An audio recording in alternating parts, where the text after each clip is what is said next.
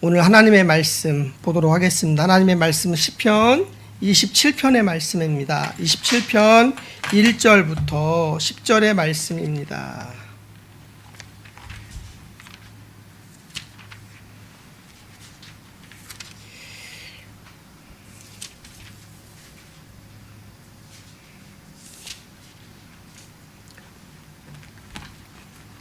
제가 한 절, 여러분들이 한 절 이렇게 교독하도록 하겠습니다. 27편 1절부터 10절까지입니다. 여호와는 나의 빛이요 나의 구원이시니 내가 누구를 두려워하리요.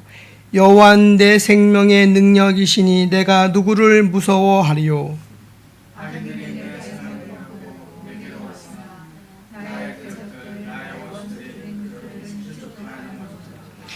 군대가 나를 대적하여 진칠지라도 내 마음이 두렵지 아니하며 전쟁이 일어나 나를 치료할지라도 나는 여전히 태연하리로다. 내가 여호와께 바라는 한 가지 그것을 구하리니 곧 내가 내 평생에 여호와의 집에 다니면서 여호와의 아름다움을 바라보며 그의 성전에서 사모하는 것이라. 여호와께서 환난 날에 나를 그의 초막 속에 비밀히 지키시고 그의 장막 은밀한 곳에 나를 숨기시며 높은 바위 위에 두시리로다. 이제 내 머리가 나를 둘러싸 내 원수 위에 두리니 내가 그의 장막에서 제사를 드리고 노래하며 여호와를 찬송하리라. 여호와여 내가 소리내어 부르짖을 때에 들으시고 또한 나를 긍휼히 여기사 응답하소서. 너는 내 얼굴 찾아하실 때 내가 마음으로 주께 말하되 여호와여 내가 주의 얼굴을 찾으리이다 하나이다. 주의 얼굴을 내게서 숨기지 마시고 주의 종을 놓아여 버리지 마소서. 주는 나의 도움이 되셨나이다. 나의 구원의 하나님이시여 나를 버리지 마시고 떠나지 마소서. 내 부모는 나를 버렸으나 여호와는 나를 영접하시리이다. 아멘.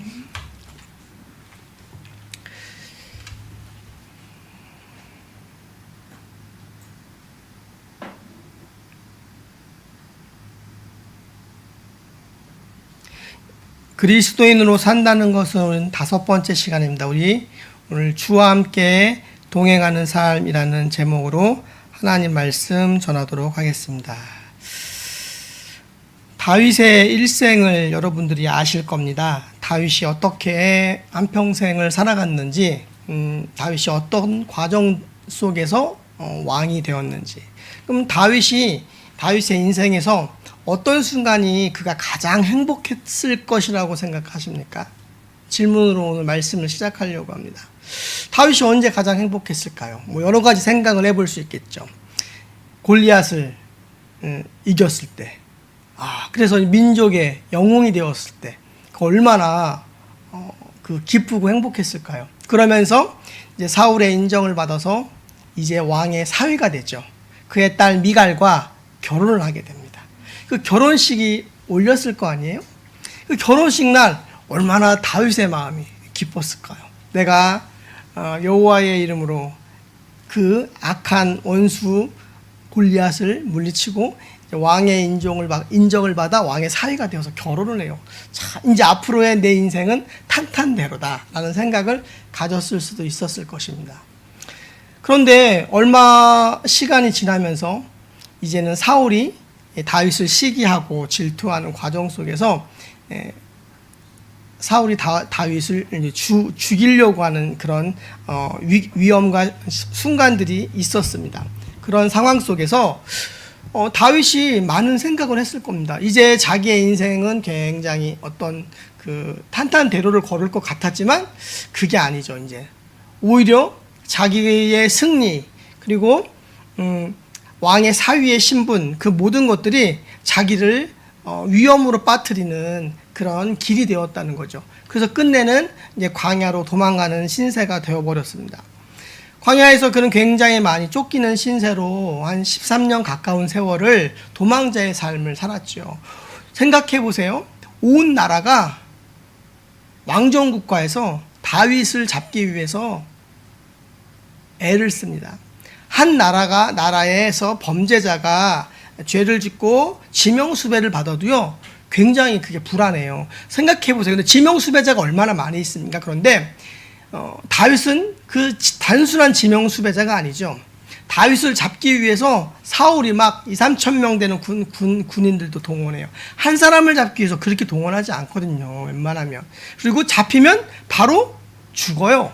그런 극단적인 상황 가운데 다윗은 놓이게 되었고, 그런 상황 속에서 절망하며 탄식하며 그 많은 시를 기록했고, 그 시편에 곳곳에 그의 탄식 어린 소리들이 많이 나옵니다.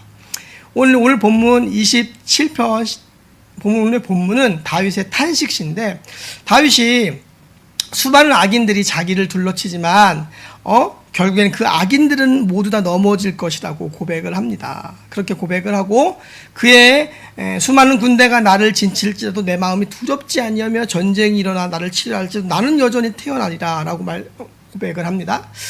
다윗이 지금 도망자의 신세 속에서 있지만 나름대로의 신앙의 고백을 합니다. 그런 가운데에 오늘 본문 4절에 오늘 찬양과 같은 그 맥락의 말씀이죠. 내가 여호와께 바라는 한 가지 일 그것을 구하리니 곧 내가 내 평생에 여호와의 집에 살면서 여호와의 아름다움을 바라보며 그의 성전에서 사모하는 그것이라 라고 말씀합니다. 다윗이 골리앗을 죽였을 때도 아니고 왕의 사위가 됐을 때도 아니고, 좀 더 이제 시간을 더 뛰어넘어서 이제는 그 도망자의 신세, 역적의 신세를 면하고 이제 신분이 바로 왕이 돼버리죠. 왕이 됐습니다. 사울이 죽고 이스라엘의 왕이 되어서서 이제 대관식을 할 거 아니에요? 왕이 되면 대관식 할 때 왕관을 쓸 거 아니에요? 그때 다윗의 마음이 얼마나 기뻤겠습니까? 우리가 그런 생각 가질 수 있겠죠. 가장 행복했을 거라는 생각. 우리가 크게 한 3가지 정도 생각할 수 있을 것 같습니다. 골리앗을 무찔렀을 때, 왕의 사위가 되었을 때, 그리고 진짜 왕으로 등극했을 때. 처음에 왕으로서 기름 부음 받았을 때는 얼떨떨했을 겁니다. 그러나 그런 과정 속에서 다윗이 민족의 영웅으로 떠오르고 사울왕의 사위로서 전쟁에서 승승장구하는 모습 속에서 굉장히 나름대로의 마음 가운데 여러 가지 마음이 들었을 텐데, 제가 오늘 본문을 보고 새벽에 기도하면서 하나님이 이 본문의 말씀을 떠오르게 하는데, 아, 그렇구나. 다윗이 가장 기뻤던 순간, 가장 행복했던 순간은 골리앗을 죽였을 때도 아니고 왕의 사위가 됐을 때도 아니고 이젠 도망자에서 왕으로 등극했던 그 대관식 날도 아니고, 다윗이 진정으로 행복했던 날은 들판에서 자기에게 맡겨진 양무리를 치는 순간, 곰과 사자가 자신들의 양을 공격할 때에 여호와께서 함께 하심으로 그들을 물리치고 이기며, 그 들판에서 하나님께 찬양하며 하나님께 온 전심으로 마음을 쏟으며 그 온 세상 속에 하나님과 나와 둘만 있었던 그 순간이 다윗의 인생에서 제일 행복하지 않았을까라는 마음이 듭니다. 여러 가지 어려운 일이 우리들의 인생 가운데 많죠. 저도 지난 한 달간 꼬박 이제 집에서 아이들을 케어하고, 아이들이 아팠고 또 아내도 아팠고 하면서 그 아픈 사람들을 케어하면서 여름이 훅 지나가 버렸어요. 지나가 버리고, 그러면서 많은 생각들을 하게 되고, 그런 과정 속에서 하나님이 그날 새벽에 삶의 본질과 목회의 본질을 다시 한번 일깨워 주셨어요. 개척 초창기 때 주셨던 말씀인데 1년 표어로도 사용했던 말씀이고, 그런데 그것을 놓치고 살았던 것 같아요. 순간 문득 잊어버렸던 것 같아요. 우리가 자꾸만 이 세상을 살아가면서 무엇인가를 추구합니다. 그것이 잘못됐다라는 이야기가 아니라 그것이 내가 살아가는 이유의 전부라고 생각할 때 우리는 균열이 가기 시작하고 문제가 시작되기 시작합니다. 왜냐하면 우리가 추구하는 것들이 이루어지면 이루어지는 대로 문제는 생기고요, 이루어지지 않으면 이루어지지 않는 대로 우리의 내면에 문제는 생긴다는 겁니다. 가장 중요한 것은 우리의 삶이 하나님 앞에서 온전히 그분과 함께 동행하는 삶을 살아갈 때에 사람은 진정한 만족을 누릴 수 있습니다. 하나님과 만나는 과정 속에서 나를 확인하고 나의 존재의 의미를 돌아보며 그 하나님으로부터 오는 은혜의 기름 부음을 받을 때 그때 정말 충만하고 행복하거든요. 뭔가 소유해서가 아니에요. 우리가 소유라는 것은 우리가 기본적인 소유만 어느 정도만 가지면 그 소유 이상으로는 행복을 느낄 수 없어요. 그 물질의 가치가 각 나라마다 약간씩은 차이가 있는데 그 나름대로 어느 정도의 그 기본적인 생활의 물질만 채워지면 그 다음으로는 돈으로 인해서 우리가 느끼는 행복은 더 올라가지 않습니다. 이것은 연구 결과에 나와 있어요. 물론 그만큼의 수치가 되지 않을 때는 재정적인 압박과 어려움 때문에 우리가 지치고 힘들고 불행한 것들을 느끼기도 하죠. 그러나 우리가 물질이 어느 정도 기본적인 수준 이상으로만 차면 그러면 그 다음으로는 돈으로 행복을 더 이상 느낄 수 없다라는 겁니다. 우리가 사람이 이 땅을 살아가면서 가장 크게 행복을 느낄 수 있는 건 관계예요. 근데 그 관계 안에서 가장 큰 관계는 하나님과의 관계고 그 다음은 사랑하는 사람들과의 관계죠. 이제 그것이 잘 되어지고 그런 과정 속에서 우리의 삶이 여러 가지가 잘 따라와야지만 재정적인 것도 그렇고 건강도 그렇고 이렇게 전인적으로 따라와져야지만 우리가 행복을 느끼죠. 물론 거기에 영적인 삶은 기본적으로 깔려있는 상황에서요.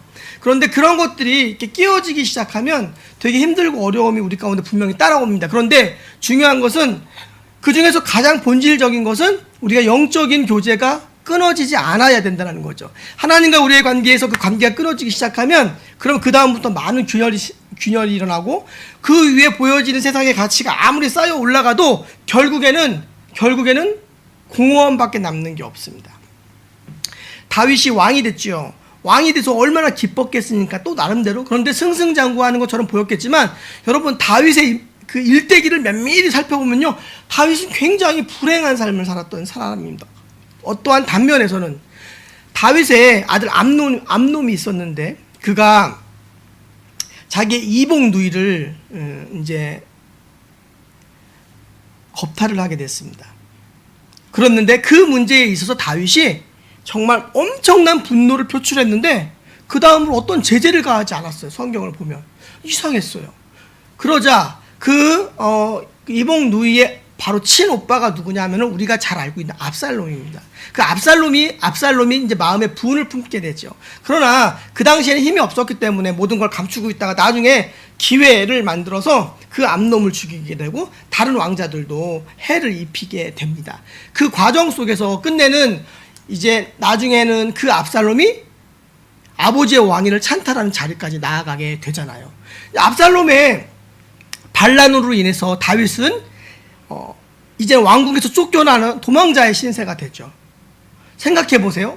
내 몸으로 낳은 내 아들이 나를 권좌에서 밀어내고 나의 후궁들을 벌건 대낮에 다 취하고 그런 과정 속에서 자기의 자식들이 자기의 자식을 죽이고 자기의 아들이 자기의 딸을 겁탈하는 그런 어떠한 가정 안에서 일어날 수 없는 그런 엄청난 비극들을 다윗은 다 겪었다는 거죠.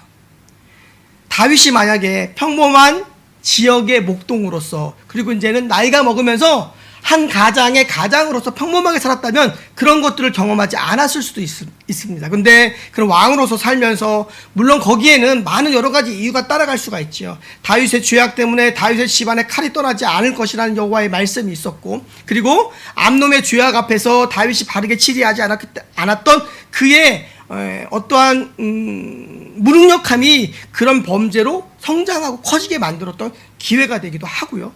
그런 과정들이 있었지만 다윗이 평범한 소시민으로 살았다면 평범한 사람이었다면 그러지 않았을 텐데 왕으로서의 살면서 가진 고난과 고통을 겪죠. 끝내는 그 압살롬의 군대와 다윗의 군대가 전쟁을 치르면서 다윗은 승리하게 됩니다. 압살롬이 죽게 되죠. 그런데 다윗은 자기가 그 전쟁에서 이겼지만 하나도 기뻐하지 않았습니다. 압살롬이 죽은 다음에 얼마나 많이 슬퍼했는지 모릅니다. 그것이 아버지의 마음이죠. 부모의 마음이죠. 물론 모든 왕으로서 부모된 왕이 그렇게 하진 않습니다. 왕이 자기 자식을 죽이는 왕도 있으니까요. 그런데 다윗은 슬퍼했습니다. 그렇게 다윗이 왕으로서 대관식을 통해 왕이 되어서 살았던 그의 삶 속에서 많은 일들이 있었는데 그의 가정사 하나만 놓고 보면 다윗은 굉장히 불행한 삶을 살았던 사람입니다. 우리는 다윗이라고 생각하면 굉장한 사람이라고 생각하고 영웅이라고 생각하고 예수 그리스도의 모형으로서 성경에 가장 많이 이름이 거론된 인물이라고 해서 탁월하다라고 생각하고, 지금도 이스라엘의 국기 안에 있는 그 육각별의 별이 다윗의 별이라고 칭하거든요. 다윗이라고 하면은 가장 위대한 성군이었고, 하나님의 약속의 말씀, 이스라엘 백성을 향한 약속의 말씀, 그 땅을 다윗의 시대에 거의 다 수복했거든요. 하나님의 언약을 성취를 이뤘던 사람이고, 그러나 다윗이 왕으로서 살면서 자기의 개인적인 가정사에서 경험했던 그 상처와 아픔은 굉장히 컸다는 것입니다. 다윗이 진정으로 행복했던 시간은요, 말씀드린 것처럼 대관식을 치러 이스라엘 백성들의 왕이 되었던 순간이 아니고요, 정말 막내로서 인정받지 못했지만 들판에서 양떼를 치며 하나님과 함께 동행하는 했던 그 순간이 다윗에게는 굉장히 크고 귀하고 행복하고 복된 삶이었을 것이라는 생각이 듭니다. 왜냐하면 우리가 아무리 많은 것들을 가져도 하나님 없으면 많은 것을 놓치게 되고, 우리가 보여지는 세상에 세상에 보여지는 재물 권력을 가져도 가정이 모든 것들이 깨어지면 거기에서 오는 아픔은 굉장히 크거든요. 1세대 목사님들께서 목회는 성공하셨고 나름대로 많은 것들을 이루셨지만 가족을 향해서 정말 많은 것들을 함께하지 못했기 때문에 겪는 아픔들이 공통적으로 고백을 하시더라고요. 근데 저는 10년을 살면서 돌아보니 열심히 우리 아이들을 셋을 키운 것 같아요. 때때로는 야, 나 10년 동안 애만 키웠네, 그런 생각도 듭니다. 그래서 우리 중년의 어머니들이 이제 40을 넘어 50을 가면서 자기의 이름이 잊어버려지고 자녀들은 성장하고 가정은 안정되지만 여전히 자기의 존재감이 사라지는 이유들이 뭔지 알겠는 거예요. 물론 저는 제 존재감이 사라지지 않고 저의 소명과 나아갈 바를 분명히 알지만, 우리가 사람은 이상하게도 어떠한 자신의 가치를 어떠한 일로서, 자신의 능력을 표출하는 일로서 자신의 가치를 매기려고 하더라고요. 그게 인간의 굉장한 본능인 것 같아요. 그것은 남자와 여자 비슷한 것 같습니다. 시대가 달라지면서 남녀의 위치가 동등해지고 여성들의 사회 진출이 많아지고 나름대로 전문성이 넓어지면서 여성들도 자기의 일들을 갖는 것이 당연한 시대가 됐고 그렇게 해야 된다고 저는 생각하죠. 그런데 무엇인가 일을 이루어가지 못할 때 내가 무능력하다는 생각이 우리들의 마음속에 들어올 수 있습니다. 그것은 남자와 여자가 마찬가지예요. 예전에는 여성분들이 중년의 위기를 만나게 되는 거죠. 자기의 이름은 없어졌어요. 누구의 엄마로만 불려지고. 그런데 남자들은 또 언제 그 위기가 옵니까? 은퇴를 했을 때, 60세가 넘어서 은퇴를 했을 때 남자들은 굉장히 힘이 빠지게 돼요.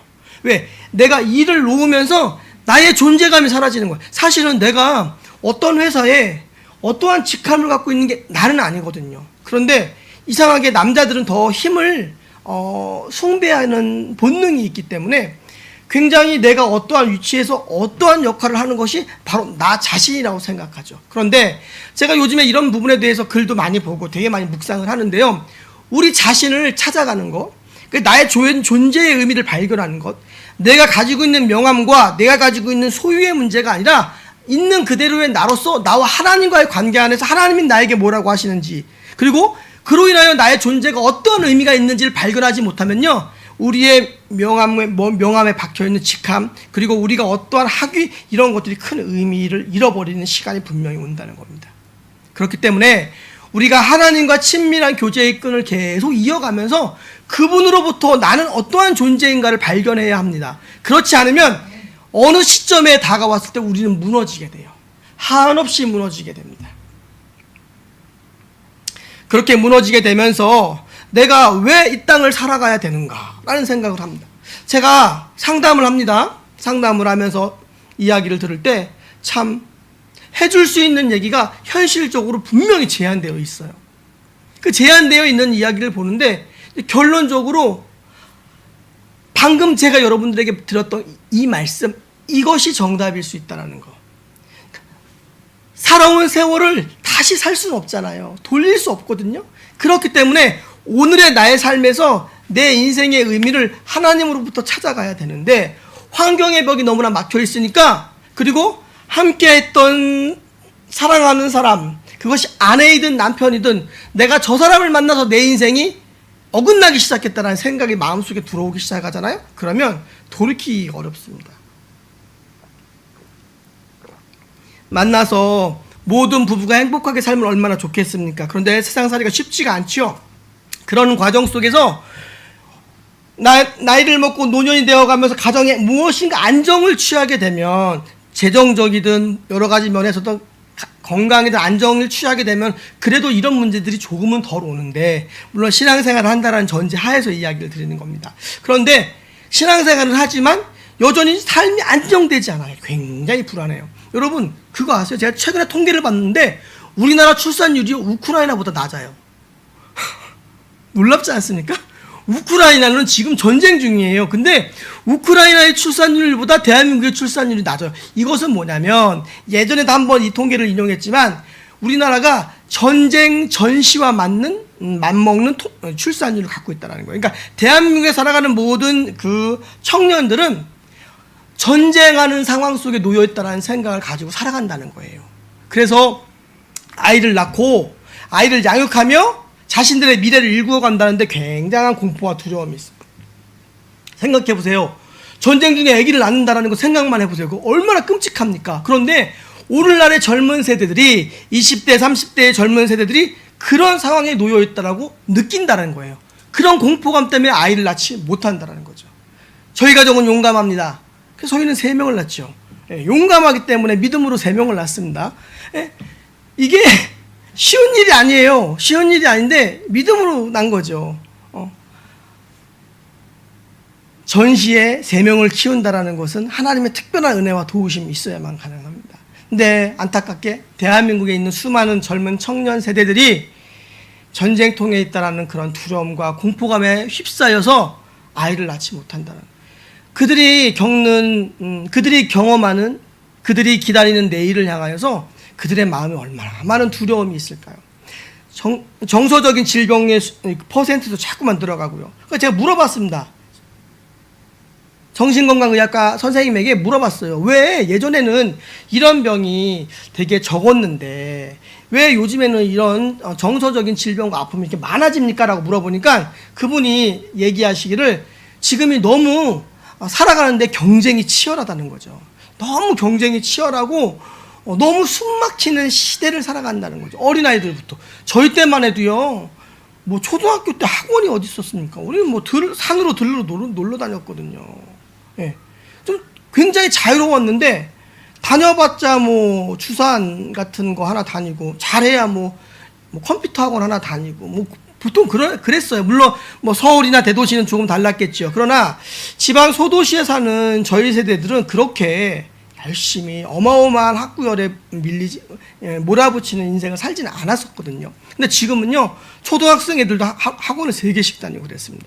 제가 예전에 그 속도법 하는 속도법 강사로 제가 근무했었는데, 8시쯤 되면 마지막 타임이 시작이 되는데 초등학교 그 당시 4학년, 5학년 되는 거예요. 우리 지음만한 아이예요.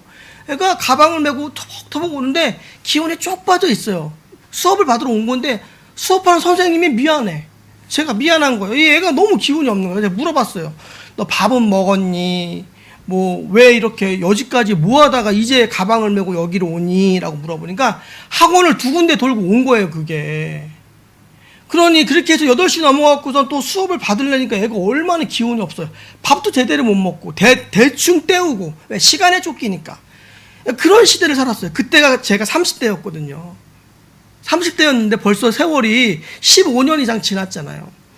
얼마나 많은 그 치열한 경쟁 속에서 살기 때문에 수많은 사람들이 지금 전쟁과 같은 전시의 상황들의 두려움과 공포를 느끼기 때문에 많은 사람들이 자녀를 낳지 않고, 그리고 정서적인 질병도 굉장히 많이 늘어나고 있는 추세에 대한민국이 놓여 있다는 겁니다. 사랑하는 여러분, 다윗이 목숨의 위기를 겪으면서 광야에서 도망자의 삶을 살았죠. 오늘날 저와 여러분들이 또한 동일하게 이 땅을 살아가면서 전쟁의 상황 속에 놓여 있는 그런 치열한 현실을 대한민국에 살아갑니다. 물론 대한민국이 세계에서 몇 번째 안 가는 좋은 나라입니다. 굉장히 국민성 좋고요. 모든 인프라가 잘 구축되어 있고요. 의료 잘 되어 있고요.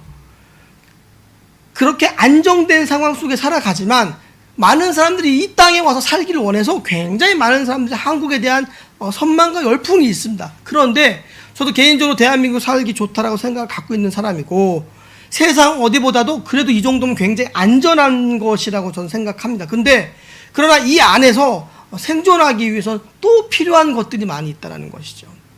다윗이 광야 가운데에서 위기와 어려움 속에서 쫓기는 인생을 살며 그를 따랐던 수많은 가족과 수많은 부하들과 수많은 연약한 자들이 모여서 함께 공동체를 이루어갔던 그들을 향하여 책임을 지는 인생을 살아야 했고 동일하게 이 땅을 살아가는 우리 모두 우리가 정서적으로 육체적으로 비슷한 환경에 놓여 있는 모습을 보게 됩니다. 그런 속에서 우리가 해야 될 것들 성실과 열심으로 최선을 다해서 우리가 하나님 앞에 우리가 우리의 인생을 살아가야 되는 건 물론 중요하고 당연히 해야 합니다. 그런데 그 가운데 가장 첫 번째 되는 것 그분과의 깊은 은혜와 사랑의 교제가 끊어지지 않는 것이죠. 왜냐하면 그것이 먼저 선행되어져야지만 그 다음 것들이 되어지고 풀려진다는 것이죠. 우리가 하나님과의 관계가 막혀진 상태에서 다른 것이 아무리 잘 돼도 결국에는 문제가 터지기 마련이거든요. 그런데 하나님 앞에 나아가서 묻는 거예요. 하나님 앞에 치열하게 나가서 그분 앞에 기도하고 묻는 거예요. 말씀 앞에 대면하고 하나님의 얼굴을 구하며 직면하고 간구하는 자리까지 나아가면서 말할 수 없는 나의 삶의 자리에 이 환경의 문제들을 뛰어넘는 은혜와 능력들을 부여받는 거죠. 그게 형통함이라고 지난주에 말씀했습니다. 제가 어제 이상한 전화를 받았습니다. 낮에 모르는 핸드폰 번호가 전화가 왔는데 제가 뭘 하다가 못 받았어요. 그러다가 밤에 10시가 넘어서 이제 여기서 말씀을 준비하는데 그 번호가 전화가 또 온 거예요. 누구지 하고 전화를 받았더니 어떤 여성분이 목소리는 대학생 같았어요. 근데 여자분이 에클레시아 카페 사장님 아니세요? 라고 하더라고요. 맞습니다. 에클레시아 카페 제가 사장이었죠. 근데 이제 카페가 어려워져서 폐업한 지 한 3년 반, 4년 다 되어 갑니다. 근데 누구신가요? 라고 물어보니까 자기는 어디에 사는 몇 세의 누구입니다. 라고 이야기를 해요. 자기의 사는 지역과 나이와 이름을 이야기를 해요. 48세 된 여성분인데 그런데 제가 우리 손님들 전화번호를 지금도 핸드폰에 갖고 있어요. 제가 따로 지우지 않았으니까. 근데 거기에 저장이 안 된 거 보니까 자주 오신 분은 아닌 것 같아요. 아니면 번호가 바뀌었을 수도 있고요. 근데 자기가 암투병중이라는 거예요. 암투병중인데 그러면서 부모님은 연로하시고 자기를 도와줄 수 없고 형제들은 있지만 그들은 각자의 삶을 살기 때문에 자기를 돌봐줄 수 없고 자기가 30세에 암을 판정받고 지금까지 홀로 암과 싸우고 살아서 2020년도에 이제 그 완치 판정을 받아서 이제 여러 가지 혜택을 받을 수도 없고 어려운 중에 있대요. 그런데 그런 과정 속에서 자기가 병을 하나 더 얻었는데 그게 뭐냐면 이명이에요. 이명을 얻었는데 이명 때문에 어지럼증이 같이 왔대요. 그래서 어지럽고 이명 때문에 사회생활을 전혀 할 수 없다는 거예요. 너무 어려운 중에 있다는 거죠. 그래서 저에게 도움을 요청을 하더라고요. 제가 당장 그분이 요구하는 얼마의 금액을 보내드릴 수 있는 상황이 아니었죠. 제 계좌에 잔고도 이제 별로 거의 없었거든요. 그래서 뭘 얼마를 보내드릴 수 있는 상황도 아니고 제가 또 전화 한 통화로 그렇게 보내드리는 것도 또 이것도 여러 가지 문제들이 있고 그래서 제가 그랬습니다. 솔직히 제가 이런 상황이고요. 제가 당신에게 해줄 수 있는 건 아무것도 없고요. 지금은 제가 기도해드릴 수 있습니다. 제가 목사인데요. 하나님이 기도하면 기도를 통해서 병들을 고치시는 일들이 이렇게 있었습니다. 지금은 제가 당장 돈 얼마를 보내드릴 수 있는 형편은 안 되지만 정말로 베드로의 고백처럼 은가금은 없지만 내가 자매님에게 기도해드릴 수 있습니다. 한 번 기도해서 병이 나을 수도 있지만 여러 번 기도해서 병이 나을 수도 있고 그건 전 잘 모르겠습니다. 그러나 하나님께서 분명히 도우시고 역사하셔서 병을 고치실 겁니다. 그러니까 제가 기도해드릴게요. 그랬거든요. 그러자마자 그분이 기침을 하기 시작하는데 계속 기침을 하는 거예요. 기침 때문에 자기가 기도를 못 받겠대요. 신앙생활을 안 했던 분이 아니라 했던 분이에요. 근데 2년 전에 우울증이 와서 교회를 안 나가기 시작했대요. 생각해 보세요. 자기 혼자 고립되어지고 몸 아픈 암은 이겨냈지만 어지럼증과 이명 때문에 사회생활을 못하고 먹고 살아가는 문제 어려움이 있으니까 그 마음이 얼마나 지치고 힘들었겠습니까? 그 상황 속에서 이제는 교회도 나가지 못하게 된 거죠. 교회 공동체가 더 깊이 그분을 보듬지 못했던 것 같습니다. 그런데 제가 그래서 기도해 드리겠습니다라고 했더니 기침을 하기 시작하더니 기침 때문에 기도를 못 받겠대요. 그래서 제가 그랬어요. 기침이 끝날 때까지 제가 기다릴 수도 있고요.